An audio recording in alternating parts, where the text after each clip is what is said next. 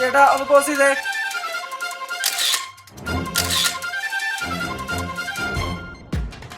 Vote ചെയ്ത് വഞ്ചിപ്പിക്കുക. അത് എന്ത് തേങ്ങയിൽ എഴുതി വെച്ചാൽ മലയാളം ഒന്നും അറിയില്ലേ? ചേട്ടാ ഞാൻ വോട്ട് ചെയ്യില്ല ചേട്ടാ. വെറുതെ പറഞ്ഞല്ലേ, നിങ്ങ പെട്ടെന്ന് ചൂടാവുന്നേ. നീ വിട്ടു വോട്ട് ചെയ്ത് വഞ്ചിക്ക്. എന്താ ഞാൻ മരിച്ച? നന്നായിട്ടില്ലേ? ചെറിയൊരു സ്പെല്ലിംഗ് മിസ്റ്റേക്ക് ഉണ്ട്, പക്ഷെ സാധനം അടിപൊളിയാ. പിന്നെ ഞാൻ ആ പയ്യന്റെ അടുത്ത് 50 എന്നുള്ളത് 200 പോസ്റ്റർ ആക്കാൻ പറഞ്ഞിട്ടുണ്ട്. ഇനി നീ ആ ബാക്കി അതിലുള്ള ഒന്ന് വായിച്ചേ. ഇത് ഫ്ലെക്സ് 100 40,000 രൂപ അതൊക്കെ കൊടുത്തു. പിന്നെ അടുത്ത് പാരിപാട്ട് 5 എണ്ണം, അതിന് 12,000 രൂപ. പിന്നെ റൂട്ട് മൊത്തം പെയിന്റ് അടിക്കണേന് 7,000 രൂപ. 7,000.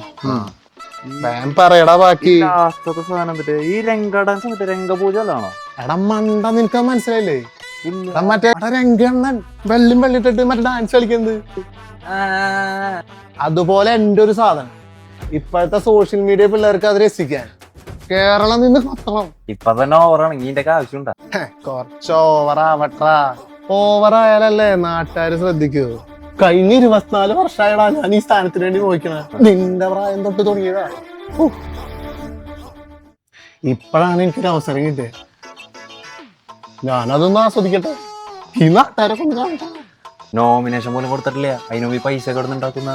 എടാ നീ അതിനെ കുറിച്ച് ആലോചിച്ച് ടെൻഷൻ ആവണ്ട. അതൊക്കെ ഞാൻ സെറ്റ് ചെയ്തിട്ടുണ്ട്. ഇതൊരു ഇൻവെസ്റ്റ്മെന്റ് ആയിട്ട് കണ്ടാ മതി.